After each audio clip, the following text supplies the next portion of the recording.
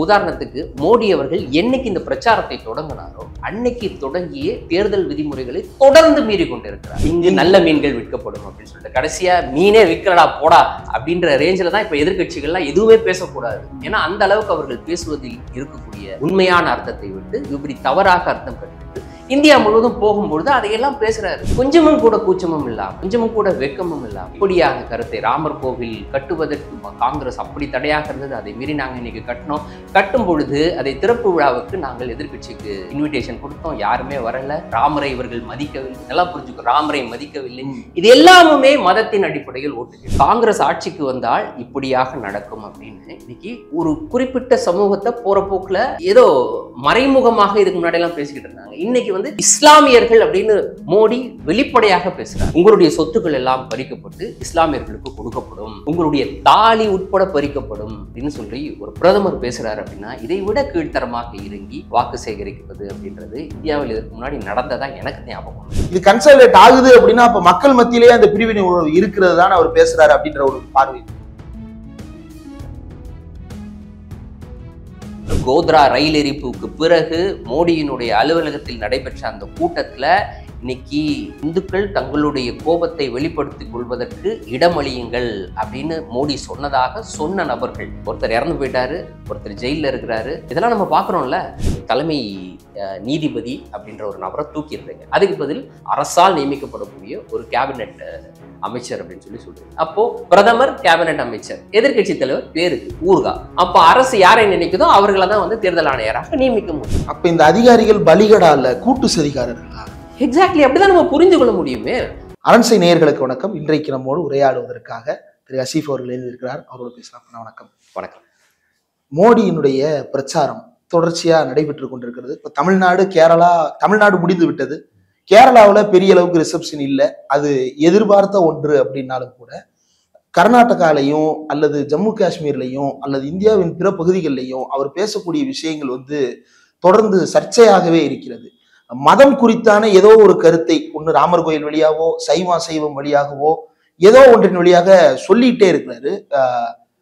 முகமதியர் ஆட்சி அப்படின்றது மாதிரி, முகலாயர்கள் ஆட்சி அப்படின்றது மாதிரியான வார்த்தைகளை எல்லாம் அவர் பிரயோகப்படுத்துகிறார். எப்படி பார்க்குறீங்க? நீ சொல்வது இதை பற்றி கவலைப்பட வேண்டியது தேர்தல் ஆணையம். தேர்தல் ஆணையம் நேர்மையாக தேர்தலை நடத்துவதற்கு கடமைப்பட்ட ஒரு அமைப்பு, ஒரு இண்டிபெண்டன்ட் பாடி. அந்த பாடி எப்படி செயல்பட வேண்டும் என்றால் அதற்குன்னு சில சட்டங்கள் இருக்கு, தேர்தலை நடத்துவதற்கான விதிமுறைகள் இருக்கு. தேர்தல் நடத்தை விதிமுறைகள் அது அமலுக்கு வந்ததற்கு பிறகு இந்த தேர்தல் நடத்தை விதிமுறைகள் மீறப்படுகின்றதா, மீறப்படும் பட்சத்துல அந்த மீறக்கூடிய நபர் மீது நடவடிக்கை எடுக்க வேண்டும்.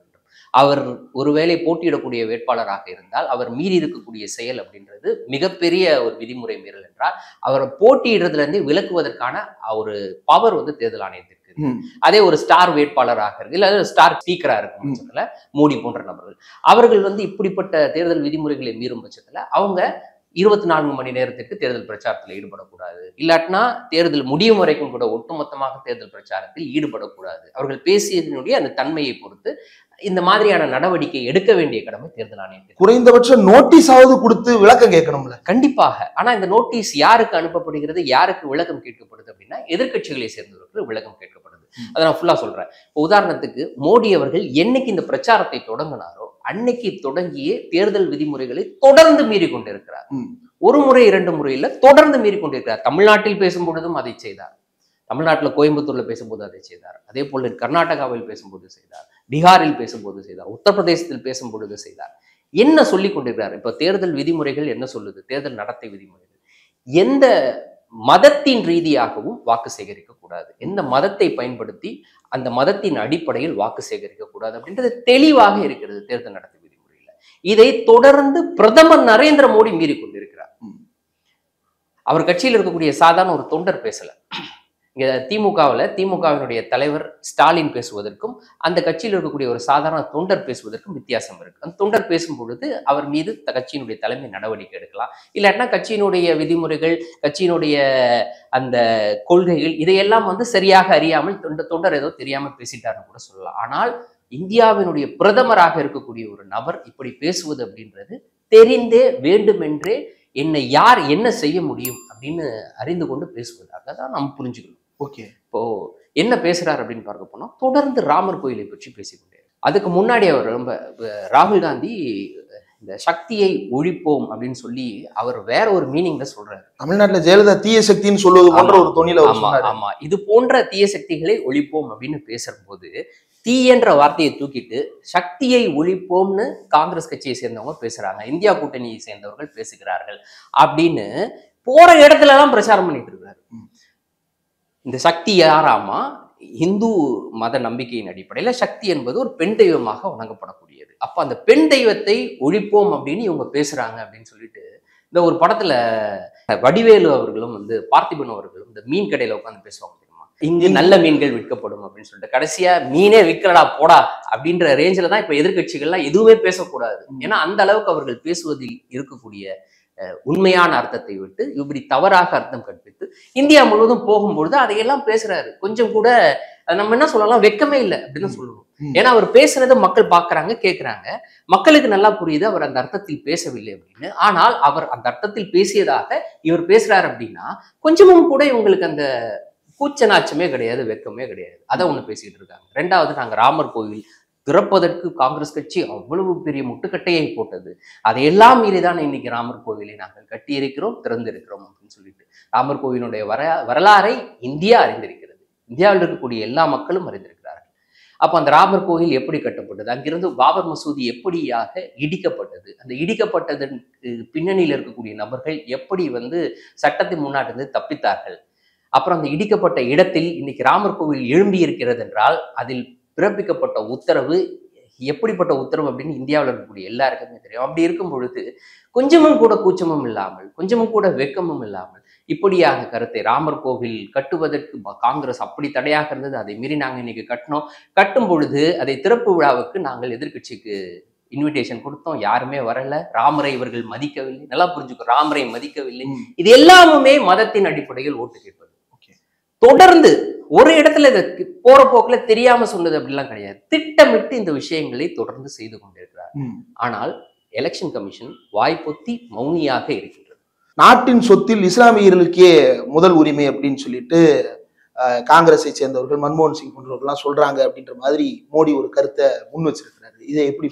ஆக்சுவலா நான் சொன்னேன்ல ஏற்கனவே, தீய சக்திகளை ஒழிப்போம் அப்படின்னு சொன்னதுல தீயை விட்டுட்டு இன்னைக்கு சக்திகளை ஒழிப்போம் சொல்லிட்டு இன்னைக்கு எப்படி இந்தியா முழுவதும் பிரச்சாரம் பண்றாங்களோ அதே போல ஒரு 18 வருஷத்துக்கு முன்னாடி மன்மோகன் சிங் பிரதமராக இருந்த போது அவர் வந்து டெவலப்மெண்ட் கவுன்சில்ல, தேசிய வளர்ச்சி கவுன்சில்ல பேசுறாரு.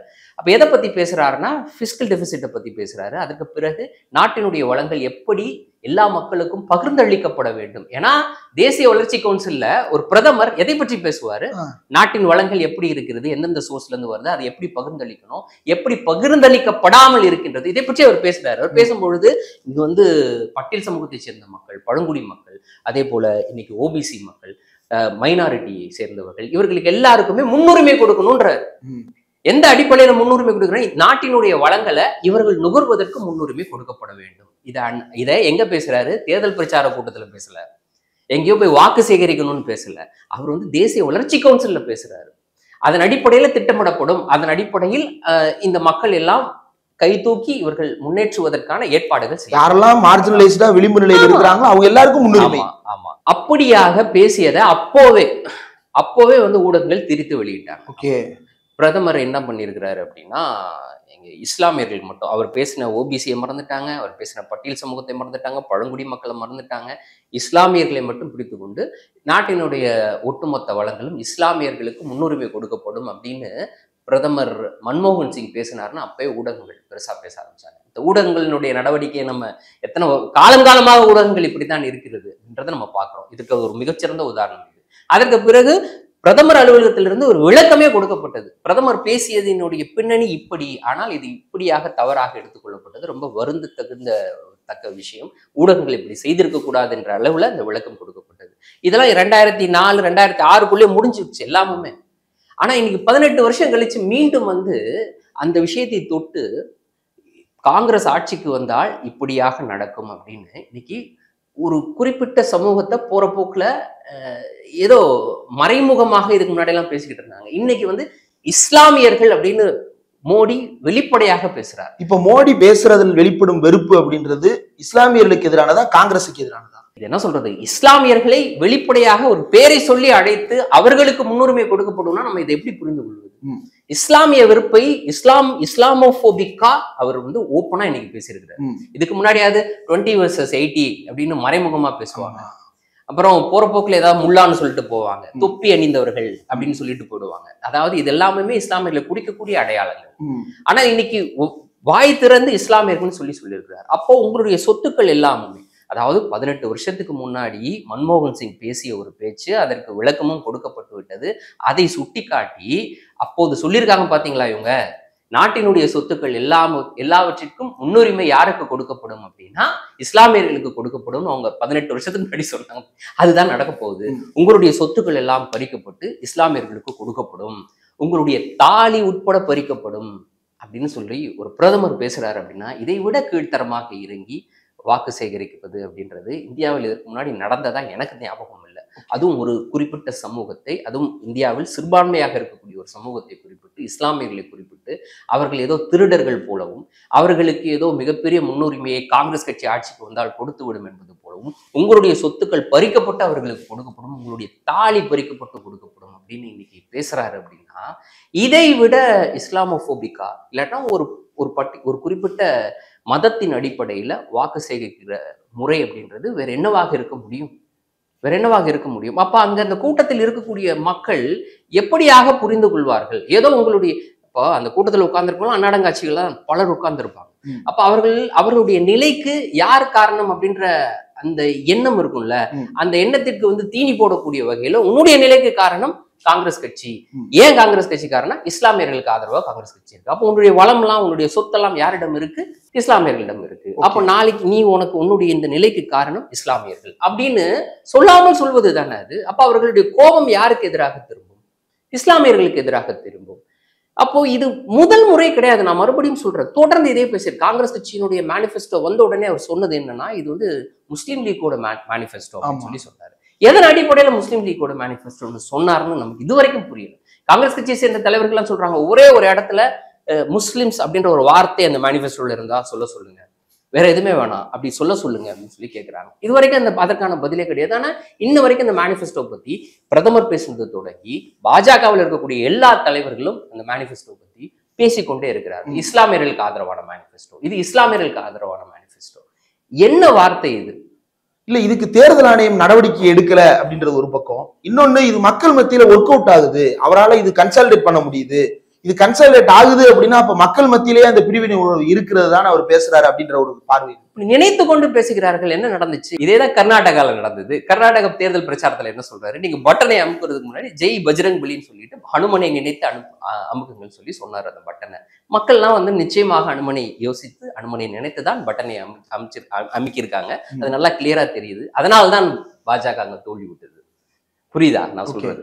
சோ இவங்க நினைச்சுக்கிட்டு இருக்கிறாங்க, மக்களை இப்படியாக பிரித்தாள முடியும், மக்களை மதத்தின் அடிப்படையில் பிரித்தாள முடியும், என்னுடைய அதிகாரம் இருக்கின்றது, அதை பயன்படுத்த முடியும். இதே நரேந்திர மோடி அவர்கள் குஜராத்தினுடைய முதலமைச்சராக இருந்தபோது இதே போன்ற மிகப்பெரிய வெறுப்பு கருத்தை அவர் பேசியிருக்கிறார். இதே மாதிரிதான். ஏன்னா இன்னைக்கு பேசும்போது அவர் சொன்னார், அதிகமாக குழந்தைகளை வைத்திருக்கக்கூடிய அவர்களுக்கு கொடுக்கப்படும், இஸ்லாமியர்களுக்கு கொடுக்கப்படும். இந்த வார்த்தையை பயன்படுத்தினாரு. இதே வார்த்தையை 2002 பேசியிருக்கிறாரு. குஜராத் கலவரம் நடைபெற்று, குஜராத் கலவரம் சொல்ல முடியாது, குஜராத்ல இஸ்லாமியர்களுக்கு எதிராக நடத்தப்பட்ட அந்த படுகொலையோட முடிவுக்கு பிறகு பாதிக்கப்பட்ட இஸ்லாமியர்களுக்கு கேம்ப் அமைக்கப்பட்டிருக்கு, முகாம்கள் அமைக்கப்பட்டிருக்கு. அந்த முகாம்கள்ல போதுமான அடிப்படை வசதிகள் கிடையாது. இது பற்றிய கேள்வி எழுப்பப்படும் பொழுது அதற்கு என்ன பதில் சொல்றாருன்னா, இவங்க வந்து வதன்னு குழந்தையை பெத்து போட்டு வச்சிருப்பாங்க, அவங்களுக்கு நாங்க வந்து இந்த சலுகையெல்லாம் செய்து கொடுக்கணுமா? அதாவது குழந்தைகள் பெற்றுக்கொள்வதற்கான ஒரு கேம்புக்கு நாங்க வந்து உதவி செய்யணுமா அப்படின்ற மாதிரியான அர்த்தத்துல அப்படி பதில் சொன்னார். அப்போ நாங்கள் 5 எங்களுக்கு 10 அப்படின்னு இருக்கக்கூடிய ஒரு நபர்களுக்கு, அதாவது இஸ்லாமியர்களுக்கு என்ன செய்ய சொல்லி பில்கிஸ் பானுவுக்கு நடந்தது ஏதோ துக்குடே கேங் பண்ணது அல்ல, அது ஆர்கனைஸ்டு. இது உலகத்துக்கே தெரியும், ஊருக்கே தெரியும். அதற்கான எல்லா விஷயங்களும் இன்னைக்கு வந்து மோடி பேசினதை இன்னைக்கு ஆமாம், அந்த கோத்ரா ரயில் எரிப்புக்கு பிறகு மோடியினுடைய அலுவலகத்தில் நடைபெற்ற அந்த கூட்டத்துல இன்னைக்கு இந்துக்கள் தங்களுடைய கோபத்தை வெளிப்படுத்திக் கொள்வதற்கு இடமளியுங்கள் அப்படின்னு மோடி சொன்னதாக சொன்ன நபர்கள், ஒருத்தர் இறந்து போயிட்டாரு, ஒருத்தர் ஜெயில இருக்கிறாரு. இதெல்லாம் நம்ம பாக்குறோம்ல. இதை வெளிப்படையாக பேசின நபர்கள், ஒரு அமைச்சர் இறந்தே போயிட்டாரு, அவருடைய மரணத்திற்கு இன்ன வரைக்கும் நீதி கிடைக்கல. ஹரேன் பாண்டியா அவரை கொன்னவரும் போயிட்டு இருந்தா. அதே போல ஒரு ஐபிஎஸ் அதிகாரி இன்னும் சிறையில் இருக்கிறாரு. அப்போ இது எல்லாமுமே திட்டமிட்டு பேசப்படுவதுதான். இது எதுவுமே போற போக்குல துக்குடைய கேங்லாம் கிடையாது. அவர்களுடைய கருத்தியலே அதுதானே, அவருடைய அரசியலே அதுதானே. ஓகே, இதெல்லாம் நம்ம விமர்சனமா பேசணும்னா என்ன சொல்லிடுறாங்கன்னா, அப்போ இதே மாதிரி இந்த கருத்துக்களை இந்தியாவில் நடைபெற்று கொண்டிருக்கக்கூடிய விஷயங்களை பற்றி ஒரு கேம்பிரிட்ஜ்லயோ அல்லது ஹார்வர்ட்லயோ போய் ராகுல் காந்தி பேசிட்டு வர்றாரு அப்படின்னா வெளிநாட்டினரோடு சேர்ந்து சதி பண்றாங்க அப்படின்னு அப்போதே ஆரம்பித்தார்கள். கேம்பிரிட்ஜ்ல போய் ராகுல் பேசிட்டு வந்த போது ஆரம்பித்தார்கள். இப்போ எங்க வந்து நிக்கிறாரு அப்படின்னா, big people and powerful people are trying to take me out of the power. என்னை அதிகாரத்திலிருந்து தூக்குவதற்கு பெரிய மனிதர்களும் அதிகாரம் பொருந்தியவர்களும் முயற்சி செய்து கொண்டிருக்கிறார்கள் அப்படின்னு சேம் கர்நாடகால மறுபடியும் நேற்று அழுதுருக்கிறார். அதான் இந்த அழுகை எல்லாமே வந்து முதலை கண்ணீர், உலகத்துக்கே தெரியும், ஊருக்கே தெரியும். இவர் உலகம் முழுவதும் இந்தியாவுக்கு இப்படிப்பட்ட ஒரு கெட்ட பெயரை வாங்கி கொடுத்துக்கிட்டு இருக்கிறாரு. கடந்த 4 ஆண்டுகளாக அமெரிக்காவில் இருக்கக்கூடிய ஒரு அரசால் அமைக்கப்பட்ட ஒரு அமைப்பு. அந்த அமைப்பு என்னன்னா, உலக அளவில் இருக்கக்கூடிய நாடுகள்ல எந்த அளவுக்கு மத சுதந்திரம் கொடுக்கப்படுது அப்படின்றது தொடர்பாக ஒரு ஆய்வு நடத்தி அந்த ஆய்வறிக்கையை அரசுக்கு சமர்ப்பிக்கும். அதே போல அந்த நாட்டினுடைய நாடாளுமன்றத்திலையும் அது ஜெனரல் அசெம்பிளிலையும் செனட்லையும் சமர்ப்பிக்கப்படும். அப்போ அந்த அமைப்பு கடந்த 4 ஆண்டுகளாக சொல்லுது, என்ன சொல்லுதுன்னா, பாலிசி வைஸ் யுஎஸ் கவர்மெண்டோடைய அந்த பார்வை, இந்தியா மீதான பார்வை அப்படின்றது மத சுதந்திரம் அங்கு முழுமையாக இல்லை என்ற அடிப்படையில் அந்த பார்வை அமைப்படும். அந்த பார்வையின் அடிப்படையில் நீங்க பாலிசியை வகுக்க வேணும் அப்படின்னு கிட்டத்தட்ட 4 ஆண்டுகளா சொல்லுது. இந்த அமைப்பினுடைய அறிக்கையை அந்த அமெரிக்க அரசு முழுமையாக ஏற்றுக்கொள்ளணுன்ற இந்த நிர்பந்தமும் கிடையாது, சட்ட ரீதியாக நிர்பந்தம் கிடையாது. பாலிசி வைஸ் அவங்க ஹெல்ப் பண்றதுக்காக அந்த அமைப்பு செயல்பட்டு கொண்டிருக்கிறது. இன்டர்நேஷனல் ரிலீஜியஸ் ஃப்ரீடம் எப்படி இருக்கு அப்படின்றத அது ஆய்வு செய்யக்கூடிய ஒரு அமைப்பு. 4 ஆண்டுகளாக தொடர்ந்து சொல்லி கொண்டிருக்கிறார்கள். கண்ட்ரி வித் கன்சர்ன் அப்படின்னு சொல்லி சொல்றாங்க. Okay, when it comes to religious freedom, country with concern அப்படின்னா நம்ம வந்து இந்தியாவை அணுகணும், அமெரிக்காவினுடைய இந்த ஃபாரின் பாலிசி இப்படியாக இருக்கணும் அப்படின்னு சொல்லிட்டு. ஆனா அமெரிக்கன் கவர்மெண்ட் எதுவுமே இந்த வரைக்கும் செய்யல. பட் அந்த அமைப்பு அப்படின்றது அரசால் அமைக்கப்பட்ட அமைப்பு. பீப்புள் ஆர் வாட்சிங். ஆமா, அந்த அமைப்பு இப்படி தொடர்ந்து சொல்லிக் கொண்டே இருக்கிறது. அதே போல கிரிகோரி ஸ்டாண்டன் அப்படின்னு சொல்லிட்டு ஒரு சர்வதேச இந்த மாதிரி இனப்படுகொலை தொடர்பாக ஆய்வு நடத்தக்கூடிய ஒரு நபர். எந்த வகையில வந்து ஒரு கிரெடிபிலிட்டியை நம்ம புரிந்து கொள்ள முடியும்னா, ருவாண்டா இனப்படுகொலைக்கு முன்னாடி அதை சரியாக இப்படி நடப்பதற்கான வாய்ப்பு இருக்குன்னு சொன்ன நபர் அவர். ஜெனசைடு வாட்சா. ஆமா, அப்படிப்பட்ட ஒரு நபர் இந்தியாவில் அப்படிப்பட்ட ஒரு இனப்படுகொலை நடைபெறுவதற்கான கூறுகள் இருக்குது அப்படின்னு சொல்லிட்டு பட்டியல் போட்டு சொல்றாரு. அதுவும் பாஜக ஆட்சிக்கு வந்ததற்கு பிறகு அவர் சொல்றது. இந்த லாஸ்ட் 10 years. ஆமா, இவ்வளவு வேகமாக இருக்குது அப்படின்னு சொல்லிட்டு அவர் சொல்றாரு. இப்படி உலக அளவுல அதே மாதிரி நாம் வந்து உலக அளவுல ஜனநாயக குறியீட்டுல சரிந்திருக்கிறோம், உலக அளவுல பத்திரிகை சுதந்திர குறியீட்டுல சரிந்திருக்கிறோம், பட்டினி குறியீட்டுல சரிந்திருக்கிறோம். இப்படி எதை எடுத்தாலுமே நம்ம சரிந்து கொண்டுதான் போய் கொண்டிருக்கோம். உலக அளவுல இவ்வளவு பெரிய அசிங்கத்தை தேடி கொடுத்து அந்த அசிங்கத்தை அவர்கள் உலகத்தில் இருக்கக்கூடிய பல அமைப்புகள், இது போன்ற ரெப்யூட்டடான அமைப்புகள் வந்து இதை அறிக்கையாக சமர்ப்பித்துக் கொண்டிருக்கும் பொழுது இதெல்லாம் வந்து வெளிநாட்டுல எனக்கு எதிராக சதி நடக்குது அப்படின்னு இவர்கள் சொன்னா நம்ம எப்படி புரிந்து கொள்வது? இல்ல, உலக நாடுகளாலேயே இந்த தியரியா அல்லது வந்து தீசிஸா சப்மிட் பண்ண முடிகிற ஒரு விஷயத்த தேர்தல் ஆணையம் எப்படி இங்க செய்ய முடியும்? அவங்களாலே, உலக நாடுகளாலே எந்த கண்ட்ரோலும் மோடி மேல செய்ய முடியல, ஒரு சாங்ஷன் பண்ண முடியல அப்படின்னா தேர்தல் ஆணையத்தால என்ன செய்ய முடியும்? பாவம், அவங்களும் ஐஏஎஸ் ஆஃபீஸர்ஸ் தானே அப்படின்றாங்க. ஆமா, ஆனா 2019 நாடாளுமன்ற தேர்தலுக்கு முன்னர் தேர்தல் ஆணையராக இருந்த அசோக் லவாசா அப்படிங்கிற ஒரு ரொம்ப முக்கியமான நேர்மையான அதிகாரி. அந்த நேர்மையான அதிகாரிக்கு நேர்ந்ததை இவங்க பார்த்துட்டு தானே இருப்பாங்க. 2019 நாடாளுமன்ற தேர்தலிலேயே வந்து பிரதமர் நரேந்திர மோடியும் அமித்ஷாவும் போற இடத்துல எல்லாருமே இதே போன்ற இஸ்லாமிய வெறுப்பையும் தேர்தல் நடத்தை விதிமுறைக்கு எதிரான கருத்துக்களையும் தொடர்ந்து பேசி கொண்டிருக்கிறாங்க. இது தொடர்பாக பல கம்ப்ளைண்ட் வந்து போகுது. இப்போ அசோக் லவாசா இருக்கிறார். அசோக் லவாசாவும் ஒரு கமிஷனர், மொத்தம் தெரியல, தலைமை தேர்தல் ஆணையர், 2 தேர்தல் ஆணையர்கள் இருப்பாங்க. அதுல ஒரு தேர்தல் ஆணையர் தான் வந்து அசோக் லவாசா. அப்போ இந்த கம்ப்ளைண்ட் பற்றி விசாரணை நடக்கும் பொழுது பெரும்பான்மையாக இருக்கக்கூடிய தலைமை தேர்தல் ஆணையரும் இன்னொரு தேர்தல் ஆணையரும் இல்ல, பிரதமர் நரேந்திர மோடிக்கு எதிராக நடவடிக்கை எடுக்க வேணாம், அமித்ஷாக்கு எதிராக நடவடிக்கை எடுக்க வேணாம் முடிவெடுக்கிறாங்க. இப்போ அசோக் லவாசா என்ன சொல்றாரு, சரி பெரும்பான்மை தான் வெற்றி பெறும், ஆனா என்னுடைய கருத்தை குறைந்தபட்சம் பதிவு செய்யுங்க.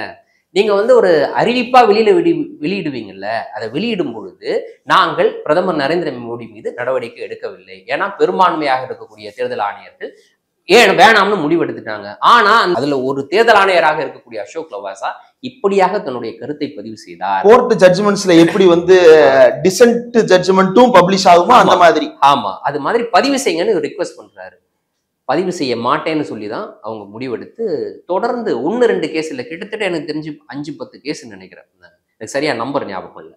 போற இடங்கள்லாம் இந்த மாதிரி தேர்தல் விதிமுறைக்கு எதிராக இஸ்லாமோபோபிக்கா பேசுற விஷயம் தான். இது எல்லாத்துலேயுமே வந்து கிளீன் சிட் கொடுத்துட்டாங்க. யாருக்குன்னா மோடிக்கும் சரி, அமித்ஷாவுக்கும் சரி தேர்தல் ஆணையம் கொடுத்தது. அசோக் லவாசாவினுடைய அந்த டென்யூரை வச்சு பார்க்கும்பொழுது அவர் தான் அடுத்த தலைமை தேர்தல் ஆணையர் ஆவதற்கான வாய்ப்பு இருக்கு. தேர்தல் நடந்து முடியுது. 2019 மீண்டும் நாடாளுமன்றத்தில் பாஜக பெரும்பான்மையோட ஆட்சிக்கு வருது. வந்த அடுத்த சில மாதங்கள்லேயே என்ன பண்றாங்கன்னா, அசோக் லவாசாவுடைய மனைவி, அவருடைய மகன், அவருடைய சொந்தக்காரங்க கிட்டத்தட்ட 5 பேர் எல்லாமே அவருடைய க்ளோஸ் ரிலேட்டிவ், மனைவி மகன் உட்பட கூப்பிட்டு உட்கார வச்சு இது மாதிரி திடீர்னு வந்து ஒரு இன்கம் டேக்ஸ் ஆஃபீஸ்லேருந்து ஒரு லெட்டர் வரும், வாங்க நேரில் ஆஜராகுங்கன்னு, சம்பந்தமே இல்லாமல். அப்போ அவங்க மனைவியை கூப்பிட்டு உட்கார வச்சு மணிக்கணக்கில் பேசுறது, எந்த காரணமும் தெரியல. ஏன்னா அந்த மீட்டிங்கை போய் அட்டன் பண்ணிட்டு, அதாவது அந்த அவர்களுடைய அந்த அழைப்பின் பேரில் போயிட்டு வந்து அந்த அவங்களுடைய மனைவி, அசோக் லவாசாவினுடைய மனைவி, அவருடைய மகனும் வந்து பத்திரிகைகள்கிட்ட பேசியிருக்கிறாங்க. சம்பந்தமே இல்லாமல் மணிக்கணக்கில் உட்கார வச்சு சம்பந்தம் இல்லாத கேள்விகளை கேட்டுக்கிட்டு இருந்தாங்க. அது ஒட்டுமொத்தமாக பார்க்கும் பொழுது எங்களை ஏதோ ஒரு வகையில் அச்சுறுத்த, இல்லைன்னா எங்களை ஏதோ ஒரு வகையில் சோர்வடைய செய்வதற்காக அந்த கேள்விகள் அமைந்தது. அதில் எந்த நியாயமும் இல்லை, லாஜிக்கும் இல்லை அந்த கேள்விகள். இப்படி தொடர்ந்து கிட்டத்தட்ட 5 பேர் தொடர்ந்து நெருக்கடி. அசோக் லவாசா நீடித்திருந்தால் என்னவாக இருக்க முடியும்? நேரம் இன்னைக்கு அவர் தான் இந்த தேர்தல் நடத்திருக்கணும் பாருங்க. அப்போ அந்த அசோக் லவாசா தலைமை தேர்தல் ஆணையர் ஆகக்கூடாது அப்படின்னு கொடுக்கப்பட்ட நெருக்கடி தான் அது. ஓகே, அந்த நெருக்கடியின் அடிப்படையில் அவர் என்ன பண்றாரு, ரிசைன் பண்ணிட்டு வெளில போயிடுறாரு. இப்போ ஒரு ஏசியன் டெவலப்மெண்ட் பேங்க்ல வந்து ஒரு பொறுப்புல இருக்கிறாரு, ரிசைன் பண்ணிட்டு வெளில போயிடுறாரு. அப்போ அப்படிப்பட்ட நேர்மையான அதிகாரிகளை நீடிக்க விடாமல் செய்யும் வேலையையும் இவங்க செஞ்சுட்டு இருந்தாங்க. அப்ப இன்னைக்கு தேர்தல் ஆணையராக 2 பேரை நீங்க அப்பாயிண்ட் பண்ணிருக்கீங்களா? அவங்க 2 பேரும் யாரு? ஒருத்தர் வந்து அமித்ஷா 370 வந்து ரீவோக் பண்ணதுக்கும் காஷ்மீரை துண்டாடும் போதும் அவங்க அதுக்காக வேலை செய்து கொடுத்தவர். இன்னொரு உத்தரகாண்ட்ல வந்து இன்னைக்கு பொது சிவில் சட்டம் அப்படின்றது நடைமுறைப்படுத்தப்பட்டிருக்கல, அதை டிராஃப்ட் பண்ணவர்ல முக்கியமான நபர்னு சொல்லப்படுது. அப்போ இவங்க 2 பேருமே இன்னைக்கு தேர்தல் ஆணையராக நியமிக்கப்பட்டிருக்கக்கூடிய இந்த 2 பேருமே வந்து பாஜகவுக்கு மிகப்பெரிய வேலையை செய்து கொடுத்த நபர், அதிகாரிகள். அவர்கள் இன்னைக்கு தேர்தல் ஆணையர்களாக எப்படி நியமிக்கப்பட்டாங்க? உச்சநீதிமன்றத்தினுடைய உத்தரவின் அடிப்படையில தேர்தல் ஆணையரை நியமிக்கக்கூடிய அந்த குழுவில் பிரதமர், எதிர்க்கட்சி தலைவர், உச்சநீதிமன்றத்தினுடைய தலைமை நீதிபதி இருக்க வேண்டும் என்று பிறப்பிக்கப்பட்ட உத்தரவு. அந்த உத்தரவை வந்து இல்லாமல் செய்யக்கூடிய வகையில் ஒரு சட்டத்தை கொண்டு வரீங்க. சட்டத்தை கொண்டு வந்து தலைமை நீதிபதி அப்படின்ற ஒரு நபரை தூக்கிடுறீங்க. அதுக்கு பதில் அரசால் நியமிக்கப்படக்கூடிய ஒரு கேபினெட் அமைச்சர் அப்படின்னு சொல்றீங்க. அப்போ பிரதமர், கேபினெட் அமைச்சர், எதிர்க்கட்சி தலைவர் பேருக்கு ஊர்கா. அப்ப அரசு யாரை நினைக்குதோ அவர்களை தான் வந்து தேர்தல் ஆணையராக நியமிக்க முடியும். அதிர் ரஞ்சன் சௌத்ரி சொன்னாரு, காலையில 600 பேர் லிஸ்ட் கொடுத்தாங்க, 10 நிமிஷத்துல பார்த்து கொடுங்கன்றாங்க. நைட்டு கொடுத்தாங்க. அதாவது அவரை கிளம்பி ஒரு போறாரா, நைட்டு கிட்ட 240 பேர் லிஸ்ட் தான். எத்தனை அடிப்படையில் இந்த 240 பேர் தேர்ந்தெடுத்துட்டீங்கன்றதே அவருக்கு தெரியல. காலையில போய் உட்கார்ந்தா அதுல ஒரு 6 பேர் லிஸ்ட் கொடுக்குறாங்க. இதே எப்போ 240ல இருந்து 6 பேர் வந்தீங்க ஒரு நைட்ல கேட்கறது, அதுக்கும் கேட்கறதுக்கு இது இல்லை. அப்போ இது எதிர்கட்சி தலைவர்ன்றது ஒரு பேருக்கு தான் கூப்பிட்டுருக்காங்க. அப்ப அவங்க ஆல்ரெடி முடிவு பண்ணிட்டாங்க, இந்த 2 பேரை இவங்க தான் தேர்ந்தெடுக்க போறோம். அப்படியாக தேர்ந்தெடுக்கப்பட்ட நபர்கள், ஏற்கனவே அசோக் லவாசாவுக்கு நடந்ததை புரிந்து கொண்ட நபர்கள் எப்படி வந்து மோடிக்கு எதிராக இன்னைக்கு வந்து நீங்க பேசினது தப்புங்க, எப்படிங்க நாட்டினுடைய வளம் எல்லாம் இஸ்லாமியர்களுக்கு கொடுக்கப்படும்னு எப்படிங்க நீங்க பேசலாம், இது அப்பட்டமான தேர்தல் விதிமுறை மீறலுங்க அப்படின்னு சொல்லுவாங்கன்னு நினைக்கிறீங்க? வாய்ப்பே கிடையாது, சொல்லவே மாட்டாங்க. அப்ப இந்த அதிகாரிகள் பலிகடா இல்ல, கூட்டு சதிகாரர்களா? எக்ஸாக்ட்லி, அப்படிதான் நம்ம புரிந்து கொள்ள முடியுமே. ஏன்னா இன்னொரு உதாரணம் சொல்றேன். இது எந்த அளவுக்கு, அதாவது நான் சொல்றேன்ல, ஃபர்ஸ்ட் விஷயத்தை பொறுத்த வரைக்கும் சக்தியை ஒழிப்போம்னு சொன்னது ஹிந்து மதத்தை பயன்படுத்தி எப்படி வந்து திரிக்கப்பட்டது அப்படின்னு பார்த்தோம். அதே மாதிரி ராமர் கோவில் விவகாரம் பார்த்தோம். அதே போல மேனிஃபெஸ்டோவை வந்து இது வந்து முஸ்லீம் லீகோட மேனிஃபெஸ்டோன்னு சொன்னதை பார்த்தோம். இது எல்லாமே முகாந்திரம் இருக்கா இல்லையா? குறைந்தபட்சம் நோட்டீஸ் அனுப்புவதற்கு முகாந்திரம் இருக்கா இல்லையா? பிரதமருக்கு எதிராக ஏங்க இப்படி பேசுனீங்க, எனக்கு விளக்கம் கொடுங்கன்னு தேர்தல் ஆணையம் கேட்கலாமா வேணாமா? கேட்கலாம் தானே. எந்த நோட்டீஸும் அனுப்பல, எதுவுமே பண்ணல. தமிழ்நாட்டை ஒரு உதாரணம் எடுத்துக்கோ. தமிழ்நாட்டில் 4 கோடி ரூபாய் பிடிப்படுது, கிட்டத்தட்ட 4 கோடி ரூபாய் பிடிப்படுது. அதை பிடிச்ச உடனே யார் அதை கொண்டு போனாங்களோ அவங்களே சொல்றாங்க, ஏங்க நம்ம நயினார் நாகேந்திரனுக்கு சொந்தமான பணம் தாங்க, அவர் வந்து திருநெல்வேலியோட வேட்பாளர், அவருக்கு சொந்தமான பணம் அவருக்கு தான் கொண்டு போறோம் அப்படின்லாம் சொல்றாங்க. அப்ப என்ன பண்ணிருக்கணும்? உடனடியாக ஒரு நோட்டீஸ் இன்னைக்கு தேர்தல் ஆணையம் அமைச்சிருக்கணுமா இல்லையா? குறைந்தபட்சம் நோட்டீஸ் தான் கேட்கணும், வேற ஒன்றும் கேட்கல, அனுப்பல. ஆனா மகாராஷ்டிரால உத்தவ் தாக்கரேயோடைய கட்சி ஒரு பாடலை வெளியிடுறாங்க. உத்தவ் தாக்கரே தலைமையிலான சிவசேனா ஒரு பாடல் வெளியிடுறாங்க, தேர்தல் பிரச்சார பாடல். அந்த பாடல்ல வந்து ஜெய் பவானின்னு ஒரு வார்த்தை இருக்கு. அது வந்து சிவாஜி, சத்ரபதி சிவாஜி முழக்கம், அவருடைய முழக்கம் தான். ஜெய் பவானின்றது சத்ரபதி சிவாஜியோட முழக்கம். சிவாஜியோடைய எண்ணம் என்னவாக இருந்ததுன்னா இந்து சாம்ராஜ்யத்தை அமைப்பது. ஜெய் பவானியினுடைய, அதாவது பவானி தாயினுடைய வரத்தின் அடிப்படையில, இல்ல அவருடைய அந்த பிளஸ்ஸிங்ஸின் அடிப்படையில நாங்க வந்து இந்து சாம்ராஜ்யத்தை படைப்போம் அப்படின்னு சிவாஜி அந்த முழக்கங்களை முன் வச்சிருக்கிறாரு. அந்த சிவாஜியினுடைய முழக்கங்கள் இந்த பாடல்ல இடம்பெறுது. நமக்கு நல்லா தெரியும் சிவசேனாவை பொறுத்தவரை சிவாஜியோட ஸ்டான்ச் ஃபாலோவர்ஸ். அவங்க நிச்சயமா சிவாஜியினுடைய பேர்ல அவங்க வாக்கு சேகரிக்கிறது அதெல்லாம் வந்து ஒரு காலங்காலமா நடந்துட்டு இருக்கு. இன்னைக்கு அவங்க இந்து ராஜ்யம்லாம் விட்டு ஒரு செக்குலர் சிவாஜி சாம்ராஜ்யம் இன்னைக்கு அதை பேசிக்கிட்டு இருக்காங்கன்னு வச்சுக்கோங்களேன், அது வேற விஷயம். அப்ப சிவாஜி முழங்கிய அந்த முழக்கத்தை, ஜெய் பவானி என்ற முழக்கத்தை இந்த பாடல்ல நீங்க எப்படி சேர்க்கலாம், அதை நீக்கணும்னு சொல்லிட்டு எலெக்ஷன் கமிஷன் நோட்டீஸ் அனுப்பிச்சிருக்கு. உத்தவ் தாக்கரே மதத்தின் அடிப்படையில் பிரச்சாரம், மதத்தின் அடிப்படையில் நீங்க பிரச்சாரம் செய்யறீங்க. இந்துன்ற வார்த்தை இடம் பெற்றிருக்கு. இந்துன்ற வார்த்தை எதன் அடிப்படையில் இடம் பெற்றிருக்குன்னா சிவாஜி வந்து இந்து சாம்ராஜ்யம் படைப்பதாக சொன்னார் அப்படின்னு அந்த பாடல் வரியில வருது. ஓகே, அவர் சொன்னார்னு வருது. அப்ப இங்க வந்து நரேந்திர மோடி இன்னைக்கு நேற்று பேசியிருக்கிறாரு ராஜஸ்தான்ல, அந்த பேச்சுக்கும் அந்த பாட்டுக்கும் இருக்கக்கூடிய வித்தியாசம் எவ்வளவு பெரிய வித்தியாசம் இருக்கு. அப்ப அதை நீங்க நீக்கணும்னு சொல்லி கேட்குறீங்க, அதற்கு நோட்டீஸ் அனுப்புறீங்க. ஆனா உத்தவ் தாக்கரே வெளிப்படையா சொல்லிட்டாரு, நீக்கலாம் முடியாது, முடிஞ்சதை பார்த்துக்கோ அப்படின்ட்டாரு. எலெக்ஷன் கமிஷனுக்கு பதில், நீக்கலாம் முடியாது, நீ முடிஞ்சதை பார்த்துக்கோட்டாரு.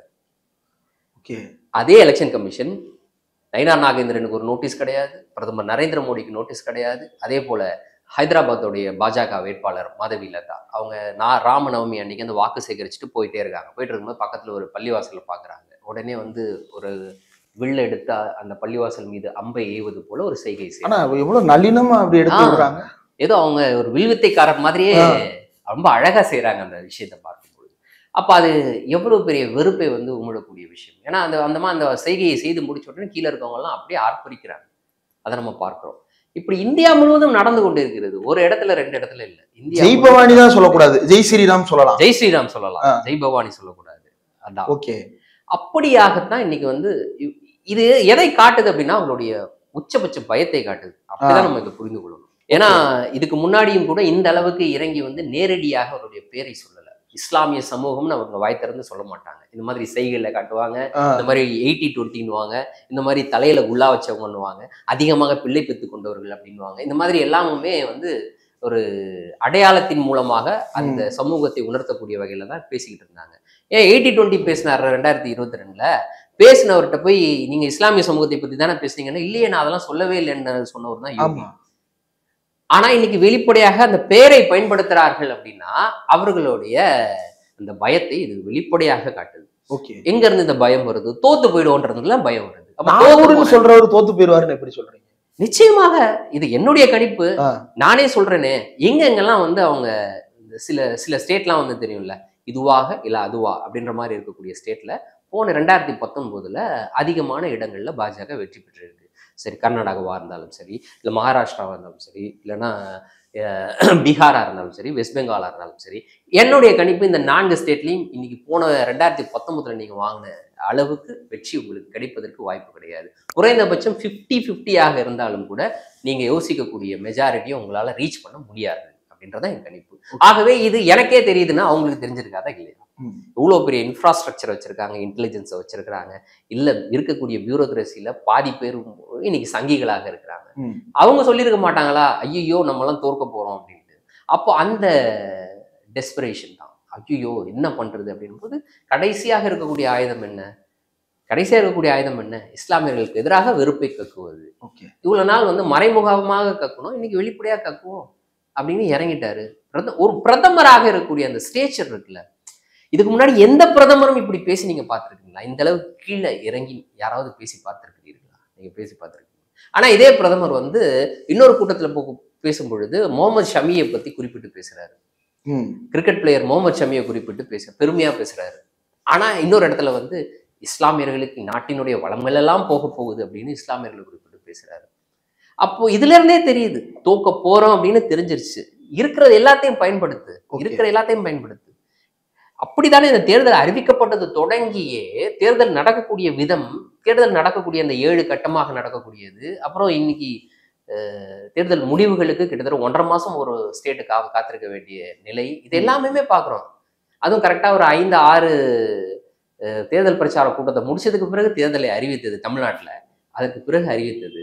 இது எல்லாமே பார்க்குறோமே, எல்லாமே பயத்தை தான் காட்டுது, வேற ஒண்ணுமே காட்டல. ஓகே. எல்லாமே அதே போல் 2 மாநில முதலமைச்சர்கள் இன்னைக்கு சிறைக்குள்ள இருக்கிறாங்க. இதுவும் அவர்களுடைய பயத்தின் அடிப்படையில தான், பயத்தினுடைய வெளிப்பாடு தான். ஓகே. அவர்களுக்கு குறைந்தபட்சம் வந்து இன்சுலின் கொடுக்க மாட்டாங்க. எப்படி வந்து இந்த ஸ்டான் சாமியை வந்து ஒரு உறிஞ்சுக்குழல் கொடுக்காமல் சிறைக்குள் வைத்து கொலை செய்தார்களோ, அதே போல இன்னைக்கு ஆம் ஆத்மியினுடைய தலைவர், டெல்லியினுடைய முதலமைச்சர் அரவிந்த் கெஜ்ரிவாலுக்கும் அவருக்கு அடிப்படையாக கிடைக்க வேண்டிய மருத்துவம் அதை கொடுக்க இன்னைக்கு மறுக்கிறாங்க. அதை நம்ம பார்க்கிறோம். அப்ப இது எல்லாமே பயத்தின் வெளிப்பாடு தான். அவர் இன்சுலின் கொடுக்க மாட்டாங்கன்னு சொன்னா இவர் உடனே அவங்க மாம்பழம் சாப்பிடுறாங்க, இது சோறு சாப்பிடுறாருன்னு கம்ப்ளைண்ட் பண்றாங்க. இதெல்லாம் எவ்வளவு கேவலமான கம்ப்ளைண்டா இருக்கும்.